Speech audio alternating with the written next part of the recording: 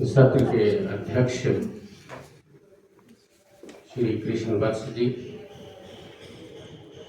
पूर्व वक्ता doctor S के कालड़ा जी, डॉक्टर दैया सुरेंद्र कुमार जी, सुरेश जी, वेदप्रिय जी, सतवीर जी, बहुत सारे साथी और हैं जिनके सभी के नाम नहीं ले रहा हूँ। साथियों, ये जो सुबह प्रस्तुति हुई है जिसमें 3 महत्वपूर्ण पहलू चर्चा में लाए गए: विज्ञान, वैज्ञानिक मानसिकता और समाज, और बहुत ही सारगर्भित ढंग से तीनों पहलुओं को हमारे बीच में रखा गया। यूरोप के विकास की बात भी हुई, समाज की भूमिका का संदर्भ भी आया, प्रतिरोध या चुनौतियां जो होती हैं वो भी बताई गई। और एक महत्वपूर्ण बात जो जवाब देते वक्त डॉक्टर साहब ने कही, वो ये भी कहा कि स्पाइरल है, मतलब ये जो स्पाइरल शब्द इस्तेमाल किया गया है ये बहुत ही महत्वपूर्ण शब्द है। असल में पूरे समाज के विकास के संदर्भ में कभी भी सीधी सरल रेखा में समाज का विकास नहीं दिखाई देता है। क्यों? क्योंकि विज्ञान जो है वो आखिरकार समाज की शक्तियों ने उसका उपयोग करना है। असल में तो समाज में जो शक्तियां विज्ञान का उपयोग कर रही हैं उनका स्वभाव कैसा है, इससे तय होता है कि विज्ञान जो है वो, डॉक्टर दैया जिसको कह रहे थे कि न्यूक्लियर बॉम्ब गिराएगा या फिर न्यूक्लियर एनर्जी का इस्तेमाल जो है वो विकास के लिए करेगा। तो ये जो शक्तियों का मसला है ये तो सामाजिक शक्तियां हैं। असल में ये तो सामाजिक शक्तियां हैं, इसमें तो विज्ञान जो है वो कुछ नहीं कर रहा है। तो ये जो अंतः संबंध की बात है इस पर भी बाद में इशारा किया गया। अब जो स्पाइरल नेचर है तो इसका मतलब ये है कि रुकावटें हैं, सीधी सरल रेखा तो उपलब्ध नहीं है विज्ञान को। अगर सीधी सरल रेखा उपलब्ध होती तो जैसे लास्ट में डॉक्टर साहब ने कहा कि भाई एक समय ऐसा था जब हम यूरोप से आगे थे, तो फिर सीधी सरल रेखा अगर होती तो आज भी हम आगे रहते। लेकिन आज तो हम विकसित राष्ट्रों के मुकाबले में विज्ञान के क्षेत्र में कहीं नहीं ठहरते। ये तो बात आप सब स्वीकार करोगे।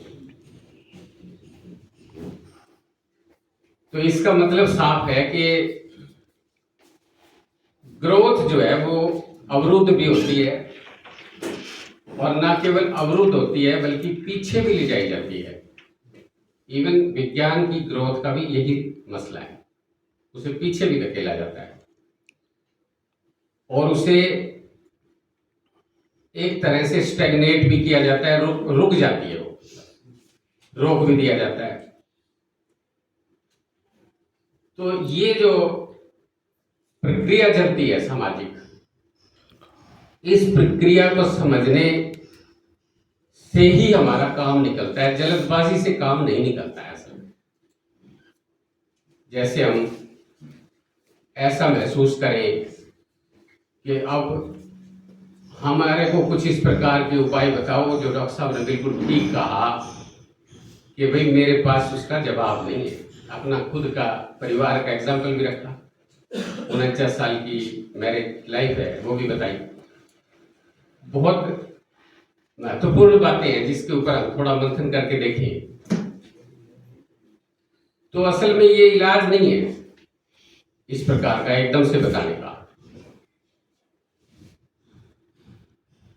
कि हम फला चुनौती, चाहे वो धर्म के रास्ते आ रही है, चाहे वो आस्था के रास्ते आ रही है, चाहे वो रीति रिवाजों और परंपराओं के रास्ते आ रही है, या किसी और प्रकार से आ रही है, मानव स्वभाव के रास्ते आ रही है, उससे कैसे लड़े, एकदम हल नहीं है।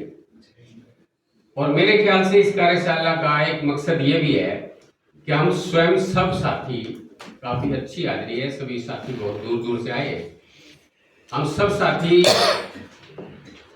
एक समझ भी इस प्रकार की विकसित करें कि तात्कालिक परिस्थितियों का उपाय एकदम उपलब्ध नहीं है। हम जो महत्वपूर्ण भूमिका अदा कर सकते हैं वो ये अदा कर सकते हैं कि हम उसको समझें, और समझने के लिए हमें ऐतिहासिक दृष्टि का सहारा लेना पड़ेगा।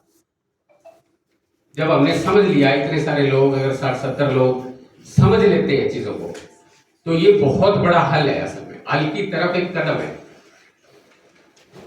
तो ये कोशिश रहेगी कि कल शाम तक हम लोग कुछ बातें स्पष्टता के साथ समझ पाएं, हल की जल्दबाजी ना करें, और मतलब किस मोर्चे के ऊपर कन्फ्रंटेशन ज्यादा जाकर करनी है, इसकी भी बात बीच के अंदर आएगी किसी न किसी रूप में। वो निश्चित तौर पे फिलहाल धर्म नहीं है, और बहुत सारी समस्याएं, बहुत सारी चुनौतियां हमारे सामने हैं, जिसको हमें अंडरलाइन करने की जरूरत है। अगर हम विज्ञान आंदोलन को आगे बढ़ाने की बात कर रहे हैं या वैज्ञानिक दृष्टिकोण की बात कर रहे हैं, एक पॉइंट तो मैं सुबह वाली चर्चा के अंदर शामिल करने की बात सोच रहा था। दूसरी बात मैं ये कहना चाह रहा हूं कि इसी प्रकार से जब ग्रोथ ऐसी है, तो फिर चुनौतियां भी कोई आज ही के दौर में तो खड़ी नहीं हुई। विज्ञान के सामने चुनौतियां तो बहुत पहले से थी।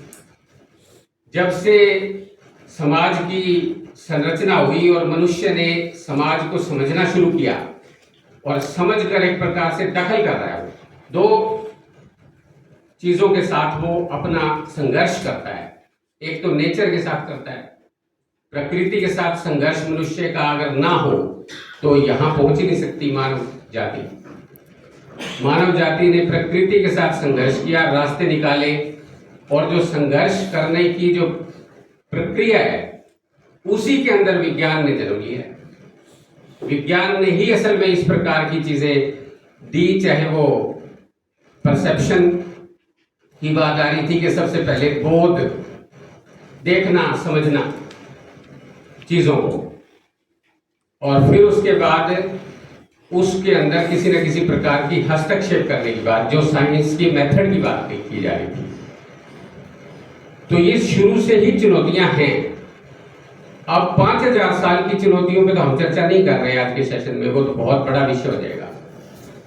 लेकिन कुछ संदर्भ आज के फिलहाल के जरूर हमें बीच के अंदर लेने चाहिए। उसकी शुरुआत में यहां से करना चाहता हूं मैं अपने देश के अंदर ही।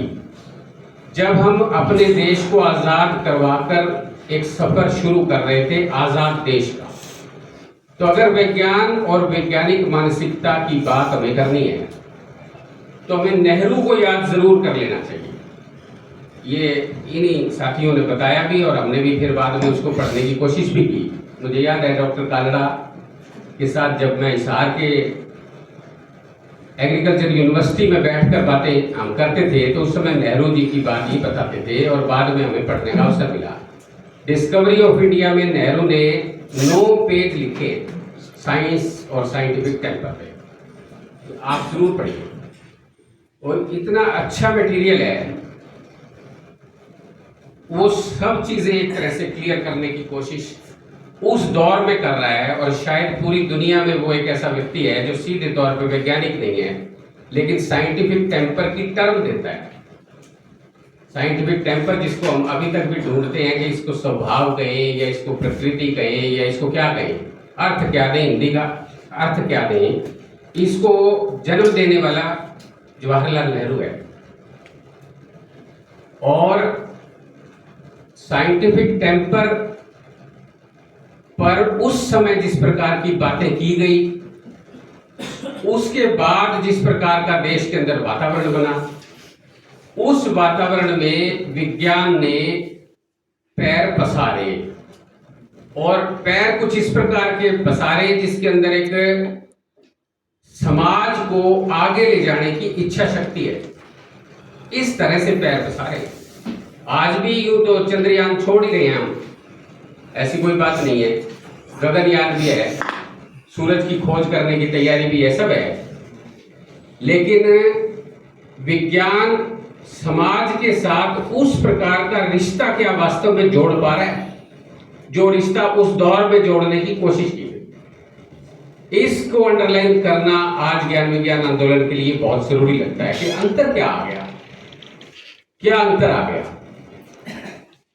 थोड़ा सा पीछे अगर ले जाएं तो 1958 में ही विज्ञान की जो समाज के विकास के अंदर भूमिका बनती है, जिस प्रकार से हिंदुस्तान के विकास की योजनाएं बननी चाहिए, उसके लिए नेहरू के समय में ही जो योजना आयोग थे, उस योजना आयोग के अंदर विज्ञान की विमर्श की शुरुआत भी हो गई थी और पूरे देश के जो बड़े वैज्ञानिक थे, उन बड़े वैज्ञानिकों ने ये चिंताएं जाहिर करनी शुरू कर दी थी कि किस प्रकार से विज्ञान को समाज के साथ जोड़ने की बात है। क्योंकि ये एक बात तो साफ है कि यूरोप के अंदर जिस प्रकार से विज्ञान ने नागरिकों की जिंदगी को बदला, वातावरण को बदला, उसके अंदर नागरिकों के सचेत होने की एक जगह पहचानने की जरूरत है। नागरिक जो हैं वो जिस तरह से स्टेट के साथ संबंध बनाते हैं, राज्य के साथ, हिंदुस्तान के अंदर वैसा संबंध आज भी नहीं है। उसकी अपनी कहानी है, अपनी पेचीदगियां हैं, उसके ऊपर हम नहीं जा रहे हैं, इतिहास और राजनीति का विषय है, उसके ऊपर बात नहीं कर रहे हैं। लेकिन ये जरूर बात है कि उस दौर के अंदर ये चिंताएं जरूर वैज्ञानिकों ने की कि किस प्रकार से विज्ञान भी जन तक पहुंचे, ये केवल विशिष्ट जनों तक ना रहे ये ज्ञान, ये चिंता आनी शुरू हो गई थी। और 1981 में एक बहुत महत्वपूर्ण कॉन्फ्रेंस है कन्नूर के अंदर, कन्नूर में एक कॉन्फ्रेंस होती है 1981 में, जिसमें ये कहा जाता है कि वैज्ञानिक जो हैं वो आपस में विमर्श करके और उस समय की चुनौतियों की बात करते हैं कि हिंदुस्तान में अगर समाज को विज्ञान के जरिए उन्नत करना है, विकसित करना है, तो चैलेंजेस क्या है। एक बात वो साइंटिफिक टेम्पर को भी डिफाइन करने की बात करते हैं, दो बात, और तीसरी बात ये कि वो विज्ञान को जन जन तक, यानी उसका जनतांत्रीकरण कैसे हो, वो केवल मात्र विशिष्ट जनों के पास ना रहे वो ज्ञान। तो बहुत ही बारीक चर्चाएं वो वैज्ञानिक कर रहे हैं। 7 पेजों की केवल मात्र वो चार्टर कह लो उसको, घोषणा पत्र कह लो उसको, वो 1981 में शायद 16 जुलाई 1981 को वो घोषणा पत्र तैयार हुआ। हिंदुस्तान के वैज्ञानिकों ने उस घोषणा पत्र को तैयार कर लिया और उसमें जो चैलेंजेस बता रहे थे, सबसे इंपॉर्टेंट, क्योंकि मुझे तो विषय चैलेंज का ही डील करना है, बस बाकी बातें हो चुकी और फिर होंगी।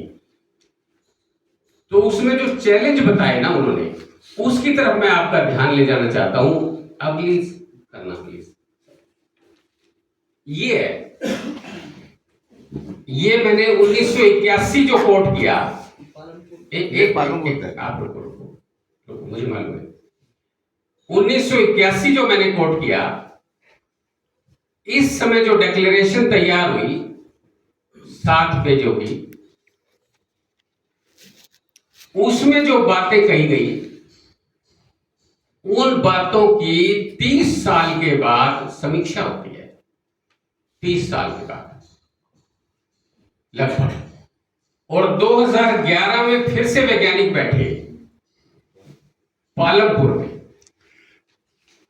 इन 30 सालों में और पहले 1981 से पहले, आजादी के बाद किस प्रकार के चैलेंजेस हैं, वो चैलेंजेस पालमपुर के अंदर फिर से डिस्कस हुए, 1981 में डिस्कस हुए, पालमपुर में फिर से डिस्कस हुए। ये मैं आपके सामने रख रहा हूं। पहला जो चैलेंज आया निकल के, धार्मिक और संकीर्ण पहचानों की मौजूदगी, ये पहले भी थी, 1950 के बाद भी थी, और 2011 के अंदर जब वैज्ञानिक पालमपुर के अंदर बैठकर बातचीत कर रहे हैं तो ये उसके अंदर भी मौजूदगी दिखाई देती है। लेकिन एक फर्क भी है, 1980 के बाद उन वैज्ञानिकों का ये मानना है कि ये जो मौजूदगी है ये बढ़ती जा रही है। ये नोटिस लेने की बात है। इसके अंदर एक बढ़ोतरी है, और बढ़ोतरी के साथ जिस प्रकार के बहुत सारे ऐसे उदाहरण दिए जा सकते हैं। आपको अगर याद हो, बहुत सारे, तो मेरे से भी बड़ी उम्र के साथी हैं और कुछ हमारे साथ हैं और कुछ नौजवान भी हैं। चंद्रा स्वामी एक व्यक्ति था। इस व्यक्ति ने, मतलब एक तांत्रिक था ये, और ये जो पूरा भाग्यवाद का और पूरा ये मसला है, इसके ऊपर वो अपनी पहुंच उसने राज सत्ता तक हासिल कर ली। 1980 के बाद की बात है ये। तो इसलिए जब 2011 में जब वैज्ञानिक इकट्ठे होते हैं पालमपुर में, तो इस बात को वो बकायदा दर्ज करते हैं कि धार्मिक और संकीर्ण पहचानों की मौजूदगी का मतलब उसको स्थापित किया जा रहा है, उसको सघन बनाया जा रहा है, उसके साथ एक तरह से मतलब उसको समाज के अंदर एक तरह से अपने हितों को साधने के लिए उसका इस्तेमाल किया जा रहा है। तो ये उस पालमपुर डिक्लेरेशन के अंदर ये बिंदु रख दिया गया वैज्ञानिकों के द्वारा। चिंता थी, समाज को देख रहे थे, वैज्ञानिक मानसिकता का काम आगे क्यों नहीं बढ़ रहा है, इस कारण से उन्होंने ये रेखांकित किया। दूसरी बात ये आई अतार्किक समूहों का उभार। तर्क जो है, क्योंकि जैसे साइंटिफिक टेम्पर की जो बात थी थोड़ी सी एडवांस हुई आजादी के बाद, लेकिन वो इतना तो उसका ऐसा प्रभाव तो पूरे समाज के ऊपर नहीं पड़ गया कि हम सब पूरे के पूरे देश को और समाज को एक तरह से तर्कशीलता के रास्ते पर डाल पाए, ऐसा तो नहीं हो पाया। तो ये जो अतार्किकता है ये बहुत एक तरह से जटिल चीज भी है। हर इंसान के अंदर तर्क भी है शामिल, उसके दिमाग में हर इंसान में मिलेगा। जो डॉक्टर काला कह रहे थे भाई, जैसे घर के अंदर मतलब जो इनके साइंस के प्रयोग हैं उनको समर्थन भी मिलता है, ऐसा मैं इनका नाम वैसे ले रहा हूँ, मतलब सभी के जीवन में ऐसा ही है, सभी के जीवन में ऐसा है, और खुद मनुष्य के अंदर भी ऐसा है। जो हम ये कहें कि हम विज्ञान के एक्टिविस्ट हैं, तो ऐसा नहीं है कि हम गैर तार्किक यानी कि सारे ही हम तर्कशील हैं, ऐसा नहीं है, बिल्कुल नहीं है। हमारे जीवन के अंदर बहुत सारे काम ऐसे होते हैं हम अतार्किक तरीके से करते हैं उसको, अनेक काम इस प्रकार के होते हैं। तो ये जो तर्क और अतर्क है, कुतर्क है, वितर्क है, ये मिला हुआ है असल में। और ये सामान्य साधारण मजदूर और किसान के दिमाग में भी ऐसा ही है। कुछ चीजें उनके जो बिल्कुल पढ़ा लिखा कम है लेकिन अपने जीवन के अनुभव के साथ अपना जीवन जी रहा है, उसके अंदर भी तर्कशील मिलेगी। अब हर एक किसान को इस बात का अंदाजा है कि भाई बारिश होगी तो बीज डालना है, ये तर्क है उसके पास, अनुभव से ले लिया उसने।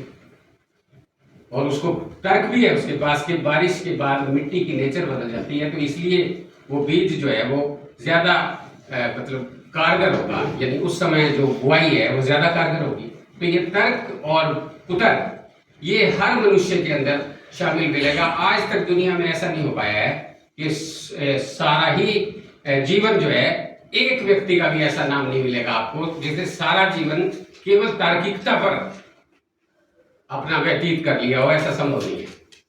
लेकिन कभी कभी ऐसा होता है, जैसे स्पाइरल ग्रोथ की बात आ रही थी, कभी कभी जो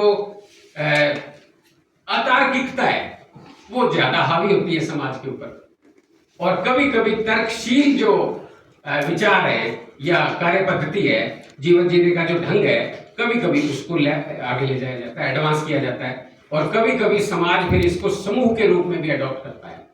कभी तो व्यक्ति खुद अपने जीवन में उतारता है, कभी पूरा ग्रुप जो है समाज का, पूरा समुदाय वो इस प्रकार की दिशा में चल पड़ता है। तो ये जो डिक्लेरेशन के अंदर 2011 की डिक्लेरेशन पालमपुर की कहती है वो उस समय नोट करती है कि अतार्किक समूहों का उभार ज्यादा हो रहा है देश में। उसके बाद है रूढ़िवादी व्यवहार में बढ़ावा। अब ये भी एक बात है, मतलब एक तरह से इसको क्या कहा गया, मतलब आप ठीक और गलत के अंदर तलाश करने की जिज्ञासा भी छोड़ देते हो और केवल मात्र जो चल रहा है उसी को फाइनल अपने जीवन के अंदर उतार रहे हो। सोचना जिसको कहते हैं, क्रिटिकल थिंकिंग जिसको कहते हैं, उसकी आदत कमजोर पड़ गई। आदत ही नहीं है उसकी, हर बात के ऊपर प्रश्न करने की कोई बात ही नहीं है। अभी भी आप मिलते हैं समाज के अंदर, बहुत सारे लोगों को मिलते हैं तो ऐसा आता है जी, अभी हम पश्चिमी बंगाल जा रहे थे, पुरुलिया, तो ट्रैवल कर रहे थे जहाँ रेल के डब्बे में, उसी में दो बहुत ही बुजुर्ग मतलब हस्बैंड वाइफ थे, राजस्थान से आ रहे थे। थोड़ी बहुत बातें उनसे हो गई, बोले जी हम तो वहाँ जा रहे हैं, बोध गया जा रहे हैं, बिहार में उतर जाएंगे, पिंड दान करने जा रहे हैं। तो उस पिंड दान के ऊपर चर्चा हो गई हमारे बीच में, उनके बीच में। उन्होंने कहा जी पुरखों ने बनाए थे, देखो क्या, मतलब हमारी बात से मतलब उनको यानी कि जवाब जो तो थे नहीं। फिर उन्होंने आखिरकार ये कह दिया कि भाई पुरखों ने बनाए थे जी, हम तो ज्यादा जानते नहीं, बट ये है कि हमें करके आना है, निभानी है मतलब बात। तो ये जो है ना एक प्रकार का मतलब मनुष्य का सोचने का तरीका है, बस वो इतना ही सोच पाता है मनुष्य, इससे ज्यादा फिर वो प्रैक्टिस के अंदर उतार देता है चीजों को कि भाई करना है इसको, मतलब एक रूढ़ी बन गई है, एक रिवाज बन गया है, तो इसको निभा लो, इसमें कुछ भी नहीं बिगड़ता, हमारे पुरखे करते थे। तो ऐसी चीजों का भी एक तरह से उभार नोटिस में लिया गया। उसके बाद धर्मांधता के प्रतीकों का प्रसार, ये लगातार मतलब उस दौर के अंदर इस प्रकार की चीजें नोटिस ली जा रही हैं। और खास करके ये आप देखेंगे कि 1992 के अंदर जब एक मंदिर निर्माण को लेके खास तरह का एक वातावरण बना था और मस्जिद गिराई गई थी, उसके बाद से लगातार इस प्रकार के चीजें जो हैं वो काफी ज्यादा धार्मिक, मैं तो हरियाणा से लेता हूँ, हरियाणा के अंदर बहुत समय पहले आर्य समाज का ज्यादा प्रभाव था और ये इस प्रकार के मतलब व्रत और इस तरह से बहुत सारे मंदिरों में जाना, ये बहुत ही कम चलन था हरियाणा के अंदर। आप इसकी आराम से मतलब इस बात को खोजबीन कर सकते हैं। लेकिन अब का हरियाणा का समाज बिल्कुल अलग है। अब तो गणेश उत्सव भी मनाए जाते हैं और मतलब शिवरात्रियां भी मनाई जाती हैं और कावड़ कितने ज्यादा ले आए जाते हैं और मंदिरों के अंदर मतलब सुबह शाम आरतियां होती हैं। तो ये बदल गया, तो ये बदलाव नोटिस कर रहे हैं वैज्ञानिक उस दौर के अंदर। और फिर उसके बाद निजी और सामाजिक जीवन में अवैज्ञानिकता का माहौल भी नोटिस किया गया। तो ये कुल मिला के उन वैज्ञानिकों की स्टेटमेंट है, मैंने अपना कुछ नहीं कहा इसके अंदर, अपना विश्लेषण नहीं जोड़ा है, मैं सिर्फ पालमपुर की डिक्लेरेशन में जो वैज्ञानिकों ने बात कही वो मैंने आपके सामने प्रस्तुत की है। 2011 के अंदर देश के उच्च कोटि के वैज्ञानिक इकट्ठे हुए, पालमपुर के अंदर इकट्ठे हुए, उन्होंने पूरे भारत के अंदर विज्ञान और वैज्ञानिक मानसिकता के सामने जो चैलेंज खड़े हैं उसका ये नोटिस लिया। नेक्स्ट। अब सवाल ये है कि आज क्या है चुनौतियां। अब यहां एक चीज मैं जरूर आपसे साझा करना चाहता हूं कि अब पालमपुर तो हमारे पास एक रेफरेंस पॉइंट है और उससे पहले कन्नूर भी हमारे पास एक रेफरेंस पॉइंट था। क्यों रेफरेंस पॉइंट था? अगर हम विज्ञान के अंदर क्षेत्र में कार्यकर्ता की हैसियत रखते हैं तो अगर बहुत बड़े वैज्ञानिकों ने हमें 2 डॉक्यूमेंट्स दे दिए तो उन डॉक्यूमेंट्स को तो हम ऑथेंटिक मान ही सकते हैं। आज तीसरा डॉक्यूमेंट आपके पास उपलब्ध नहीं है और आज दौर बदल गया पूरा का पूरा। अभी तीसरा डॉक्यूमेंट आएगा ऐसी उम्मीद हम कर सकते हैं। क्यों? क्योंकि वो वैज्ञानिक यानी कि वो वाले वैज्ञानिक तो अब हैं कि नहीं है जीवित, वो एक अलग बात है, लेकिन आज के वैज्ञानिक जो हैं वो इस बात का संज्ञान उसी प्रकार से लेंगे कि आज जो बदला हुआ दौर है उसमें चैलेंजेस क्या हैं। क्योंकि हर दौर में चैलेंज तो बदल जाता है ना, या तो बहुत ज्यादा जटिल हो जाता है, बहुत गहरा हो जाता है, उसकी नेचर बदल जाती है। तो आज के चैलेंजेस को समझने की जो प्रोसेस है वो प्रोसेस अभी पूरे वैज्ञानिकों ने इकट्ठे होकर शुरू नहीं करी है। लेकिन all India People Science network ने एक थोड़ी सी कोशिश की है। 1981 और 2011 इसमें All India People Science Network ही केवल मात्र काम नहीं कर रहा है, इसमें तो देश भर के बड़े वैज्ञानिक बहुत सारे काम कर रहे हैं। लेकिन आज all India People Science network ने भी एक बहुत मामूली शुरुआत की है, इसको पूरा नहीं मान सकते हम। आज अगर और वैज्ञानिक भी जुड़ेंगे, फिर से मंथन होगा। ये जरूर बात है कि कहीं से भी कोई शुरुआत हो जाती है, उस शुरुआत को फिर बाद में सारे वैज्ञानिकों के बीच में वो पहुंचे, तब जाके अगर कोई फिर से डॉक्यूमेंट आता है, तब हम उस डॉक्यूमेंट को ही आधार बनाकर फिर अपनी बातें किया करेंगे। लेकिन अभी हमारे पास कोई डॉक्यूमेंट है नहीं। All India People Science network ने एक छोटा सा नोट तैयार किया है। वो नोट भी थोड़ा मतलब एक तरह से अंग्रेजी में था, फिर उसकी हिंदी ट्रांसलेशन की गई। लेकिन उसके बावजूद ऐसा महसूस हुआ कि हमें जब और नीचे उतरना है तो उसको ज्यादा सरल बनाओ। ये करते करते हम कुछ बातें आपके साथ साझा कर रहे हैं, इस बात को अंडरलाइन करते हुए कि ये अभी देश भर के वैज्ञानिकों के द्वारा सर्वमान्य नोट नहीं है, ये मानते हुए। लेकिन एक शुरुआत है चर्चा के अंदर जिसमें हम और आप भी शामिल हैं, तो इसको आप देख सकते हैं। पहली जो बात इसके अंदर जो अब नोट की जा रही है वैज्ञानिकों के द्वारा, ये भी वैज्ञानिकों के द्वारा ही है, भले ही वो एक विशेष मंच से जुड़े हुए लोग हैं।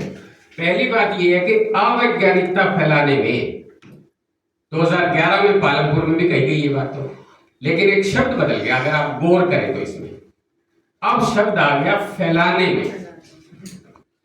और आगे अगली बात को पढ़ेंगे तो वो आप देखेंगे कि विज्ञान एवं प्रौद्योगिकी की संस्थाओं का उपयोग।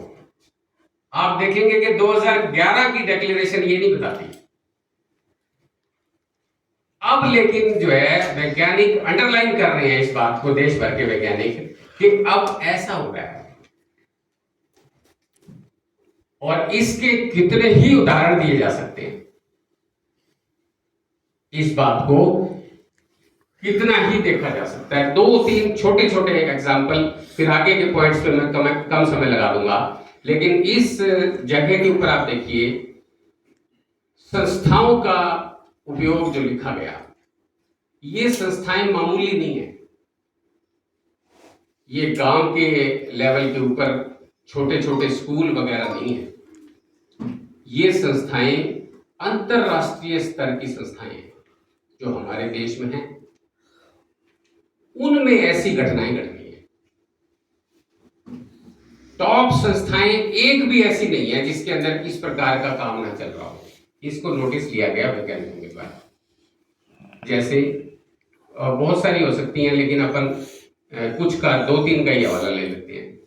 IITs, विज्ञान की तकनीक की, विज्ञान और प्रौद्योगिकी की टॉप संस्थाएं हैं IITs।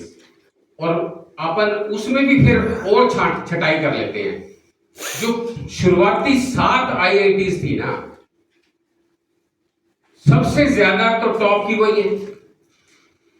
उन IITs में हो रही है ये चीजें। IIT गुवाहाटी, अभी पिछले दिनों के अंदर एक कॉन्फ्रेंस होती है वहां, और वह काउ साइंस गो विज्ञान के ऊपर शोध पत्र आते हैं। और उन शोध पत्रों की एक छोटी सी बात एग्जाम्पल के तौर पे, वो गाय का, एक पेपर ने कहा गाय का मूत्र और गोबर और दूध और दही, और एक 5वीं चीज भी थी, दूध, दही, गोबर, मूत्र, एक 5वीं चीज और है घी। तो ये 5 चीजें मिलाकर आप जो बनाएंगे पंचगव्य। तो ये जो पंचगव्य है ना, इसका ये बताया उस पेपर ने कि वो पंचगव्य कैंसर में भी प्रभावशाली है, स्त्री रोग में भी प्रभावशाली है, और हृदय रोग में भी प्रभावशाली है। अब उसने हाइपोथेसिस लिख दिया। हाइपोथेसिस ये पेपर प्रेजेंट हो रहे हैं मतलब, और रिसर्च की तरफ बढ़ा रहे हैं, मतलब उसको इसके ऊपर रिसर्च करो। काउ साइंस है, ये छोटे छोटे अनेक इस प्रकार के एग्जाम्पल हैं। अभी पीछे एम्स के अंदर एक कॉन्फ्रेंस हुई, उस कॉन्फ्रेंस में पंच महाभूतों का स्वास्थ्य के साथ रिलेशनशिप, और उसमें सबसे पहली जो कॉन्फ्रेंस है वो आकाश पर है। पंच महाभूत तो आपको पता ही होगा, वायु, जल, अग्नि, आकाश और पृथ्वी, ये 5 हैं। अब इन 5 में आकाश पे हुई है पहली कॉन्फ्रेंस, और अभी ये कॉन्फ्रेंसेस जो है ये चल रही है, जनवरी 2023 तक चल रही है, 5 कवर किए जाएंगे। अब उसमें जो बात कही जा रही है वो मैं आपको 1 सेकंड के अंदर उसका निष्कर्ष बताता हूं, क्या कह रहे हैं। उस कॉन्फ्रेंस का जो टाइटल दिया गया है वो टाइटल ये है, आध्यात्मिकता और औषधि, ये उसका टाइटल है। तो इसके ऊपर वो हुई है। हाँ, 5 कॉन्फ्रेंसेस बताई जा रही है कि होंगी। इसमें जो डिपार्टमेंट शामिल कर लिए गए हैं, स्पेस का department, technology, science and technology department, environment department, ये सारे इसके अंदर जो है वो शामिल किए गए हैं। और उनका जो ब्रोशर है तो वो छापा है उन्होंने, उसमें ये कहा है कि ब्रह्मांड 5 तत्वों से बना है, इन्हीं 5 तत्वों से। अब जो आज का साइंटिस्ट जो इसी क्षेत्र में काम करता है, वो इस बात से दुखी है। हम आम आदमी यही बोलता रहता है, हम तो ऐसे ही बोलते रहते हैं कि 5 तत्वों से बना है ब्रह्मांड, कोई ऐसी बात नहीं। लेकिन साइंस के फील्ड में काम करने वाले लोग इससे संतुष्ट नहीं होते।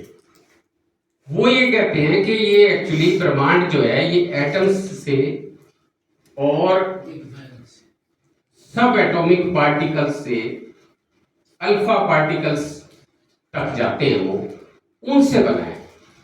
तो जब इस प्रकार की नॉलेज, नो हाउ आज उपलब्ध हो गया, तो इसको तो लाओ बीच में। उनका दुख केवल ये है, मतलब जो दुख व्यक्त करने वाले साइंटिस्ट हैं वो भी बहुत सारे हैं, और जो आयोजन किए जा रहे हैं वो भी साइंटिस्ट हैं। ये भी आप मतलब थोड़ा देखते रहना, जो मैं पहले भी कह रहा था कि समाज के अंदर जो शक्तियां जिस प्रकार से यूज करने की, विज्ञान को दिशा देने की स्थिति में आ जाती हैं, तो वो कैसे होता है, और दूसरा अंतर विरोध कैसे होता है। दूसरे जो वैज्ञानिक हैं वो कह रहे हैं ये बात कि भाई ये बात काफी ज्यादा कष्टदायक है, और साथ में ये भी कहना कि भारत के अंदर सबसे पहले इस प्रकार की बात का ज्ञान प्राप्त किया गया था, इवन ये भी गलत है। वो कह रहे हैं कि उस समय यूनान के दार्शनिक भी यही बातें कह रहे थे, केवल भारत नहीं कह रहा था। कम से कम आप इस बात को साथ तो जोड़ लो कि यूनान के दार्शनिक भी इसी प्रकार की बात को ला रहे थे। तो ये जो पूरा मसला है, इससे क्या होगा कि एम्स के अंदर, IIT गुवाहाटी के अंदर और IIT खड़गपुर के अंदर तो एक प्राध्यापक ने ये बात बोल दी कि 20 नोबेल पुरस्कार विजेता जो हैं, नोबेल पुरस्कार विजेता 20, वो जिस प्रकार की स्टेटमेंट दे रहे हैं, वो मैं आपको बता देता हूं कि वो क्या कह रहे हैं। वो ये कह रहे हैं कि 20 नोबेल पुरस्कार विजेता वैज्ञानिक मानते हैं, क्या मानते हैं, कि क्वांटम फिजिक्स जो है उसका संबंध प्राचीन भारत की ज्ञान से है। अब 20 नोबेल पुरस्कार विजेताओं ने क्या ये बात कही है? अपनी बात को ऑथेंटिक बनाने के लिए 20 नोबेल पुरस्कार विजेताओं का नाम भी शामिल कर दिया, और ये कह दिया कि क्वांटम फिजिक्स जो है वो प्राचीन भारत के ज्ञान से, जो उस समय ज्ञान था, उसमें रिफ्लेक्ट होती है। अब इसकी डिटेल्स में अगर हम जाएंगे तो कुछ और चीज है। ऐसा नहीं है कि उस समय प्राचीन भारत में विज्ञान नहीं था, ऐसा नहीं मैं कह रहा हूं, बिल्कुल भी विज्ञान था, लेकिन कुछ और चीज है जिसको आज के संदर्भ में दिखाने के लिए केवल अभी जो लेटेस्ट आपने देखा होगा एनसीईआरटी की पुस्तकों में वगैरह चेंजेस आ रहे हैं, वो सब मैं आगे रखूंगा, तो आप देखेंगे कि किस प्रकार से ये जो संस्थाएं काम कर रही हैं, इसको नोटिस लेने की बात है। तो पहली तो बात ये थी। अब आंकड़ों को बदलने की बात है। दूसरे पॉइंट पे मैं जा रहा हूं। इसमें एक छोटी सी बात मैं आपको अभी एक आंकड़ा बताना चाहता हूं, काफी महत्वपूर्ण आंकड़ा है वो। फूड एंड एग्रीकल्चर ऑर्गेनाइजेशन ने एक आंकड़ा दिया है अभी अपनी देश की। वो ये कह रहे हैं कि 1970 के दशक में ना 100 डिजास्टर होते थे हर साल, जो नेचुरल डिजास्टर है 1970 के दशक में 80 तक आते आते। आज इन नेचुरल डिजास्टर्स की संख्या 400 हो गई है प्रति वर्ष, 4 गुना बढ़ गई। साइंस भी बढ़ रही है, आप सब जानते हैं, सभी चारों तरफ ये तो क्लेम किया ही जा रहा है ना कि साइंस बढ़ रही है, लेकिन नेचुरल डिजास्टर भी साथ साथ 4 गुना हो गए। अब इसमें इन डिजास्टर्स की वजह से, प्राकृतिक आपदा बोलते हैं जिसको, इन आपदाओं की वजह से पिछले 31 वर्षों में दुनिया भर में $3.8 ट्रिलियन का नुकसान हो चुका है। और इसको और आगे बताया गया विस्तार में, $123 बिलियन प्रति वर्ष पड़ता है ये नुकसान नेचुरल डिजास्टर्स से। अब ये इतना महत्वपूर्ण आंकड़ा है, एक छोटी सी मैंने एग्जांपल देके कहने की कोशिश में ये कर रहा हूं कि ये महत्वपूर्ण आंकड़ा वैज्ञानिकों की चिंता क्यों नहीं होगी? होगी, और वो इस पे कुछ ना कुछ सोच भी रहे हैं नेचुरल डिजास्टर के ऊपर। पहले बात भी आई थी, क्लाइमेट चेंज का रेफरेंस दिया था डॉक्टर कालरा ने। यूएनओ तक में बहुत सारी कॉन्फ्रेंसेस हो रही है, लेकिन सवाल ये है कि हमारे देश में तो आंकड़ा सामने आ ही नहीं रहा है। इस दौर के अंदर वैज्ञानिकों का ये भी मानना है, आंकड़े छुपाए जा रहे हैं। कोरोना काल के अंदर क्या हुआ? डेथ्स छुपा ली, ऑक्सीजन उपलब्ध है कि नहीं है वो छुपा ली, वैक्सीनेशन के आंकड़े छुपा लिए। और केवल कोरोना कोविड काल की बात नहीं है, हर चीज के आंकड़े, गरीबी के आंकड़े, बेरोजगारी के आंकड़े, भूखमरी के आंकड़े, ये आंकड़ों के साथ मतलब एक नया फिनोमिना आ गया इस दौर के अंदर कि जनता को आंकड़े नहीं पता होने चाहिए, सच नहीं पता होना चाहिए। कितनी ज्यादा मतलब बड़ी चुनौती खड़ी कर दी। और आंकड़े इस प्रकार के हैं, अगर ये आते नहीं तो साइंस काम कैसे करेगी? या जन जो है वो असल में अपने जीवन के लिए जैसा कैसा भी प्रबंध कर सकता है, वो प्रबंध ही कैसे करेगा? तो ये भी एक बहुत बड़ा चैलेंज और बहुत बड़ा सवाल खड़ा हो गया। ये सब जो है, ये संस्थाएं इसके अंदर शामिल हैं, इसको नोट करने की बात है। उसके बाद शोध कार्यों की दिशा में बदलाव, बजट में कटौती आ गई। ये जो शोध कार्य जो साइंस के लिए बहुत ज्यादा जरूरी है, इसमें भी बहुत बड़ी कटौती एक तरह से दिखाई देती है। और वो कटौती क्या है? हमारे देश के अंदर तो पहली बात तो यही जो मैं पहले कह रहा था कि शोध की दिशा ही बदल दी, और चीजों के ऊपर शोध हो रहा है। काउ साइंस की बात आ गई, तो पिछले दौर के अंदर किस प्रकार की चीजें थी, ये सब देखना चाहते हैं। अब सवाल ये आ गया इसके अंदर कि खर्च जो किया जा रहा है, वो खर्च भी काफी घटा दिया। यूनिवर्सिटीज के अंदर जो शोध है, रिसर्च है, वो काफी एक तरह से कमजोर कर दी गई है, और इसका बजट काफी कम हुआ है। उसका भी एक आंकड़ा मैं आपको बता सकता हूं। पूरी दुनिया के अंदर औसत जो निकलती है ना, कुछ देश तो रिसर्च के ऊपर ज्यादा खर्च करते हैं, कुछ देश बहुत ही कम करते हैं। तो अंतरराष्ट्रीय स्तर के ऊपर जो औसत निकलती है वो टोटल बजट का 1.8% निकलता है। चाहे वो अमेरिका का बजट है, चाहे वो इंग्लैंड का बजट है, पूरी दुनिया का औसत बता दिया। 1.8% जो है वो शोध पे जाएगा। अपने देश के अंदर ये बजट 0.7% है उस अनुपात में। तो आप देख लीजिए कितना ज्यादा मतलब अंतर है। हम इन्वेस्ट ही नहीं करना चाहते हैं शोध के ऊपर, और अगर शोध के ऊपर इन्वेस्ट करते भी हैं तो किसी और प्रकार की शोध करवाने के ऊपर हम कर रहे हैं। ये जितनी भी बातें सुबह डॉक्टर साहब ने रखी हैं इसके साथ तो सरोकार नहीं है। जो जन विज्ञान आंदोलन के कुछ कार्यकर्ताओं की उत्सुकता और जिज्ञासा भी थी, भाई ऐसा हो नहीं रहा, तो ये दिशा ही नहीं है ऐसी शोध जिसको अब जैसे 1995 से ही घर के अंदर वेस्ट मैनेजमेंट हो रहा है, डॉक्टर साहब ने बताया, ये शोध तो हो ही नहीं रहा देश के अंदर। चाहे वो एनवायरमेंट मिनिस्ट्री है, कितना बड़ा बड़ा उनका खर्च होता है, लेकिन वो इस प्रकार का कोई विकल्प दे रहे हैं क्या? नहीं दे रहे। तो कुल मिला के ये जो डायरेक्शन बना है इसको भी एक तरह से नोटिस लेने की बात है। अगला जो पॉइंट है वो जनजीवन में तकनीक और विज्ञान को बढ़ावा ही देने से इनकार करने की बात आ गई। जैसे इसका एक छोटा सा एग्जांपल मैं देता हूं आपको। जो उन्नत देश हैं, जापान है, कोरिया है, अमेरिका है, इन देशों के अंदर जो छोटे छोटे कारीगर भी है ना, अगर वहां आप किसी छोटे कारीगर के पास भी, बढ़ई के पास जाओगे, नाई की दुकान पे जाओगे, किसी भी छोटे छोटे काम के लिए जाओगे, तो सब लोगों के पास डिप्लोमा सर्टिफिकेट है। सब लोग अपनी दुकान के ऊपर उसको बकायदा टांगते हैं और उसको एक तरह से क्वालिफाइड कारीगर माना जाता है। अपने देश के अंदर ये 5.4% है केवल प्रोफेशनल क्वालिफिकेशन वाले कारीगर, और साउथ कोरिया के अंदर ये 96% है। एक एग्जाम्पल की बात है। इसी तरह से जापान के अंदर ये 70% से ऊपर है, अमेरिका का भी आंकड़ा 70% से ऊपर है।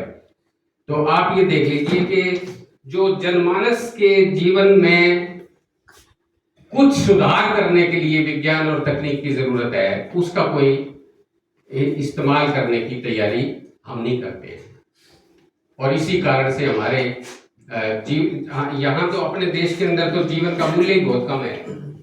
मतलब जो जिससे आदमी मतलब जिंदा रहना और मरने का प्रश्न खड़ा हो जाता है, वही बिल्कुल ऐसे नौसिखिए वैद्य और डॉक्टर का इलाज मतलब हमें लेना पड़ता है।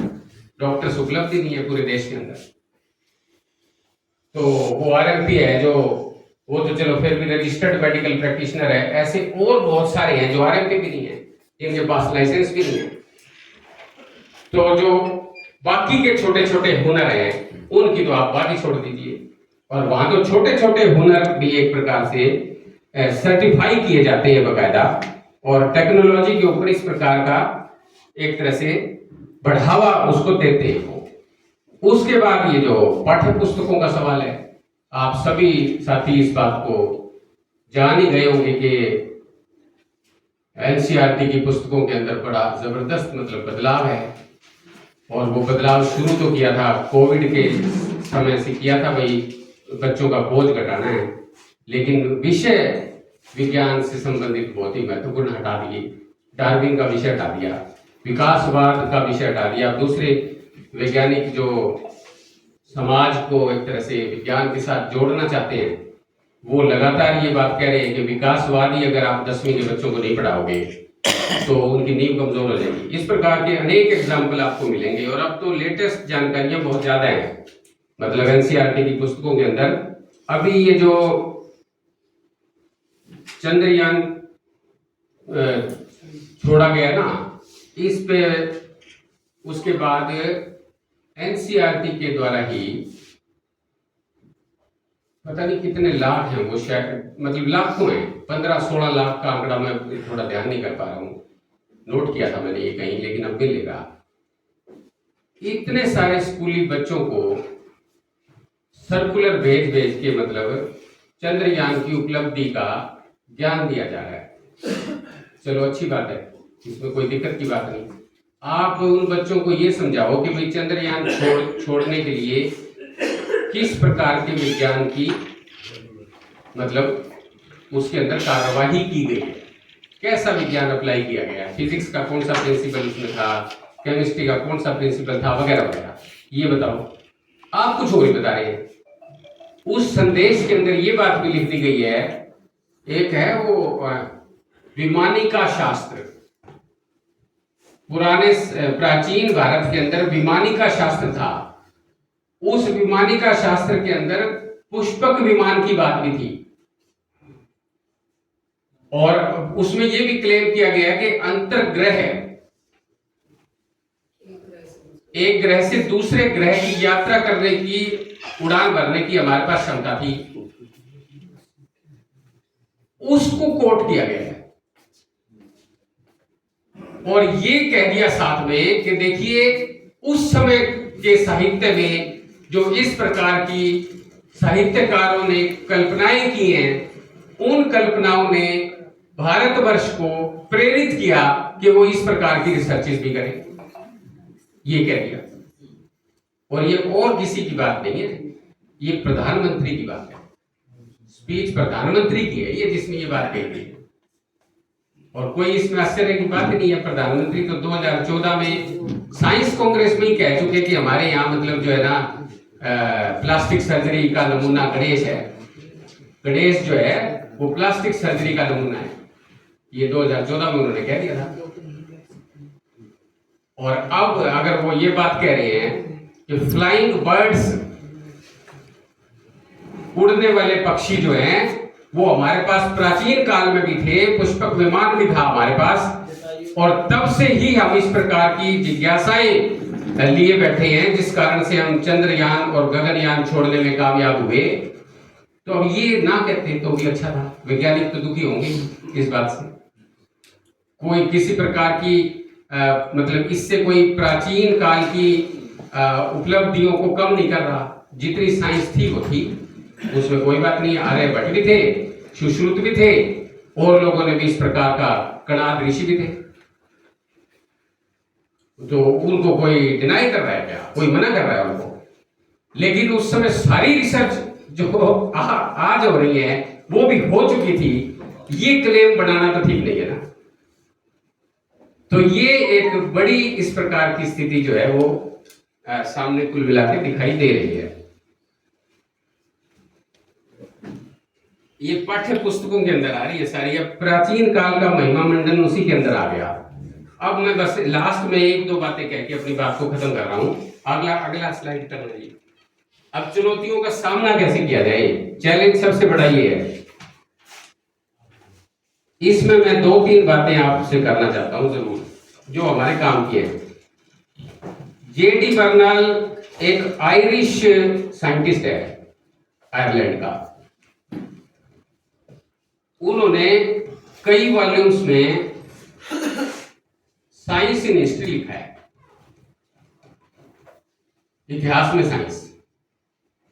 अब उस पुस्तक वॉल्यूम नंबर 1 है ना जो उसका जो प्रीफेस है वो 6 या 7 पेज का है।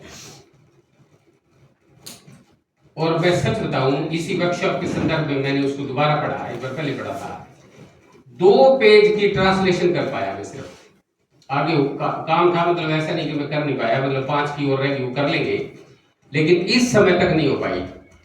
तो वो जो 2 पेज की ट्रांसलेशन मैं करता हूं, उसमें 1-2 बातें बड़ी इंपॉर्टेंट मुझे लगती हैं जो मैं रखना चाहता हूं आपके सामने। वो ये कह रहे हैं कि विज्ञान की खोजों ने, जो विज्ञान की खोजें हुई, शॉर्टकट है क्योंकि सारा संदर्भ तो मैं बता नहीं पा रहा यहाँ समय के दबाव की वजह से। आप अपने आप पढ़ सकते हैं उस प्रीफेस को और समझ सकते हैं या जान सकते हैं, अपने अपने ज्ञान से जोड़ सकते हैं। मैं सिर्फ एक हवाला देना चाहता हूं कि वो ये कह रहे हैं कि विज्ञान की खोजों के क्रियान्वयन ने आर्थिक बदलाव बहुत किए, लेकिन आर्थिक बदलाव बहुत सारे वैज्ञानिकों ने और समाजशास्त्रियों ने बता भी दिए।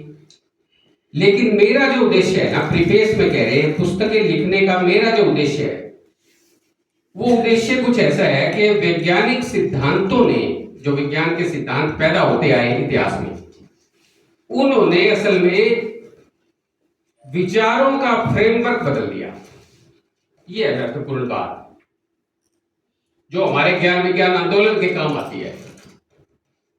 विचारों का फ्रेमवर्क बदलने का मतलब है कि जीवन दृष्टि बदलना। और आज जितनी सहजता से हम ये बात कह रहे थे कि बहुत सारी चीजें हम अपने जीवन के अंदर तो वैज्ञानिक तरीके से या तर्क के आधार पर करना चाहते हैं, यहाँ पे बहुत सारे लोग ऐसे बैठे हैं जो डॉक्टर साहब ने हवाला दिया था अपनी लाइफ का, लेकिन बहुत बड़ी आबादी अभी नहीं भी करना चाहती है। ये है वो जीवन दृष्टि। और ये जीवन दृष्टि एक व्यक्ति या थोड़े से समाज की नहीं है, पूरी दुनिया के स्तर के ऊपर जो वैचारिकी है, यानी विचार करने का जो मेथड है, विचार करने का मेथड, उसको ही प्रभावित कर दिया साइंस ने। ये बहुत बड़ी बात है। पहले किसी और तरह से मनुष्य विचार करता था, और तरह से जब विचार करने की बात हम कहते हैं तो वो क्या था? वो धार्मिक फ्रेमवर्क तो था, और तो कुछ नहीं था। अब हमने सवाल उठा दिए। ये कहा है उन्होंने कि वो जो वैचारिकी बदली, विचार करने का तरीका बदला, उसमें स्वर्ग और नरक के ऊपर भी प्रश्न खड़े हो गए। तरीका बदल गया तो इस प्रकार के सवाल खड़े हो गए। तो ये बात आप देख लीजिए कि इस प्रकार की बात आ रही है। लेकिन साथ ही साथ वो ये बात भी कह रहे हैं कि अगर इस प्रकार की बात समझनी है, क्योंकि काम किया ना जिस आदमी ने, उसके पास एक मतलब एक तरह से अथॉरिटी हो जाती है कहने की। वो ये कह रहे हैं कि आम वैज्ञानिक तात्कालिक अपने आसपास के वैज्ञानिकों को तो बहुत गहराई से पढ़ता है। अगर जो हम यूरोपियन वैज्ञानिकों की 13वीं 14वीं 15वीं शताब्दी के बाद की सीक्वेंस देखें तो गैलीलियो को हो सकता है न्यूटन ने समझने की कोशिश कर ली हो, आइंस्टाइन ने न्यूटन को भी समझने की कोशिश कर ली हो, लेकिन ये तात्कालिकता है। लेकिन पूरे मानव इतिहास के अंदर विज्ञान की क्या स्थिति रही है, ये समझने की चेष्टा नहीं की गई है। ये जेडी बर्नल कह रहे हैं। इसलिए बोले मेरी ये जिज्ञासा है कि मैं इस काम को करना चाहता हूं। ये उन्होंने प्रीफेस के अंदर कोट किया है। और उस जिज्ञासा के लिए उन्होंने कहा कि मुझे एक पेपर प्रेजेंट करने के लिए बुलाया गया था, और मैं उस पेपर की प्रेजेंट करने के लिए जब गया तो मैंने सोचा कि ये और गहन विषय मतलब है, तो इसका थोड़ा अध्ययन करें और छोटी सी पुस्तिका लिखें। तो 6 हफ्ते का टाइम मैंने मन में सोचा कि हो जाएगा, लेकिन बाद में इस काम को करते हुए 6 साल लगे। ये प्रीफेस के अंदर कही गई बात है। तो अब सवाल ये है कि ये जो विज्ञान का इतिहास किसका? इतिहास तो मानव का है, और मानव के इतिहास के अंदर जो स्पाइरल की बात आ रही थी, वो मतलब कई तरह के स्पाइरल हैं, ढेरों ढेर स्पाइरल है। संघर्ष है बड़ा जबरदस्त।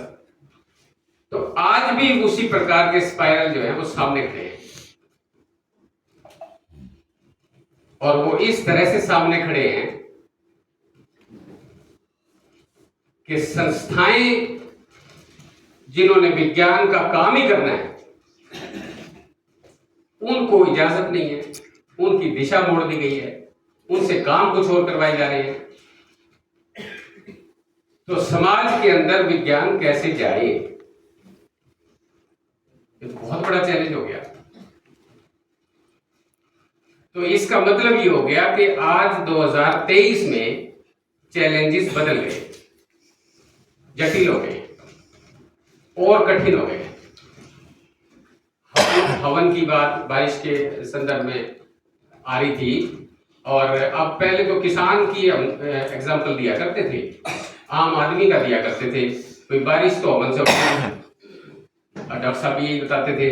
लेकिन अब तो मतलब जो है ना, विज्ञान की संस्थाओं के अंदर जो रिबन कटते हैं, और रिबन काटने वाला जो वीवीआईपी है, वो मतलब महाकाल की पूरी अपनी तिलक करके और पूरे गमछे पहन के, और वो मतलब जिस प्रकार का रोल मॉडल बनता है, जिस रोल मॉडल की डॉक्टर काला बात कर रहे थे, तो रोल मॉडल तो वो है। इसलिए जनता विज्ञान को कैसे अपनाएगी, ये बड़ी चुनौती है। और जब तक विज्ञान का जनतांत्रीकरण नहीं होता, ये भी उसी जगह से है, वैसे बार बार चलो मैं नाम नहीं ले रहा हूं, विज्ञान का जब तक जनतांत्रीकरण नहीं होता है तो दरअसल विज्ञान का विकास नहीं होता है। और आप देख लीजिए, कुल मिला के इस समय के ऊपर जो पूरा वातावरण है, उस वातावरण के अंदर विज्ञान का विमर्श जो है वो निश्चित तौर पे बहुत पीछे चला गया। अब जो है वो तो हम टेक्नोलॉजी तो बाहर से लेते हैं सारी। टेक्नोलॉजी का मैं मतलब जिसको हम टेक्नोलॉजी की आत्मनिर्भरता की बात कह रहे हैं, वो तो सब मेक इन इंडिया है, मेड इन इंडिया तो है नहीं। टेक्नोलॉजीज तो दूसरों के पास है, हमारे पास तो सस्ती मजदूरी है और सस्ती जमीनें हैं उनको देने के लिए। आप तो अपना विमर्श ही नहीं चला रहे हो, जिससे मतलब आईआईटी के अंदर होनहार बच्चे निकलेंगे। और अब ये जो आईटी सेक्टर है, जिसके अंदर हम बड़ा क्लेम करते रहे कि सिलिकॉन वैली के अंदर हमारे इंजीनियर बैठे हैं, वो आईटी का बूम खत्म हो गया। धीरे धीरे आईटी सेक्टर पिट रहा है, आप कुछ इजाद ही नहीं कर रहे हो। तो ये सारे सवाल जो है वो ज्ञान विज्ञान आंदोलन के सामने बहुत ही एक तरह से बड़ी चुनौती पेश करते हैं। और हमारे सामने क्या, दरअसल तो ये चुनौती देश के सामने है अभी, क्योंकि देश के वैज्ञानिकों ने मिलकर कोई ऐसा सोचा समझा पत्र दिया नहीं, इसलिए हम केवल ज्ञान विज्ञान आंदोलन की ही बात कहेंगे। हम क्लेम ही नहीं कर सकते दूसरे वैज्ञानिकों के दिमाग में क्या चल रहा है, जब विमर्श ही नहीं हुआ। विमर्श होगा, कोई डॉक्यूमेंट आएगा तो उसको रेफर करेंगे। अभी हमने जो छोटा मोटा विमर्श कर लिया, उसी का हवाला दिया जा सकता है। कुल मिला के ये इस प्रकार की चुनौतियों के ऊपर हम सोच रहे हैं, और हमें ये लगता है कि ये चुनौतियां कम से कम जो है स्कूलों में, कॉलेजों में और यूनिवर्सिटीज के अंदर तो सोची जाए। फिर से एक माहौल इस प्रकार का तैयार किया जाए, वेट ना की जाए कि भाई वहां से नेशनल लेवल से आएगा। परिस्थितियां होती हैं, कभी आते हैं कभी नहीं आते। 1981 में आई थी डिक्लेरेशन, फिर 2011 में आई थी, 30 साल के बाद आई थी। लेकिन जितना कुछ भी हमारे को उपलब्ध हो गया है, उसको क्रिटिकली आलोचनात्मक दृष्टि से देखकर, डॉक्टर सुरेंद्र कुमार ने बहुत अच्छा नोट लिखा है, आलोचनात्मक दृष्टि क्या होती है। एक एक चीज बारीकी से हमें देखने समझने की नए परिप्रेक्ष्य में जरूरत है ना। इसी तरह से इन चुनौतियों के ऊपर मैंने डायरी भर रखी है वैसे, मतलब नहीं तो प्रेजेंटेशन तो ऐसे ही होता है, मतलब ये तो है नहीं कि भाई आधे घंटे में मैं ये पढ़ दूंगा, लेकिन मैंने बहुत विस्तार से लिख रखा है, काफी सारे नोट्स हैं। तो नोट्स तैयार कर लेंगे अपन 4-5 पेज का, ऐसे कर लेंगे। अभी और टॉपिक्स आएंगे तो उसके ऊपर भी ऐसे हो जाएगा। तो कुल मिला के ये इस तरह से हम अपनी तैयारियां तो करें, कम से कम हर राज्य कर रहा है। बाकी इस विमर्श को साथ में जोड़ते हुए फिर जो हमें एक्शन करने हैं उसके ऊपर हम अगले सेशंस के अंदर बात करेंगे। इतना ही मैं कहना चाहता था। धन्यवाद।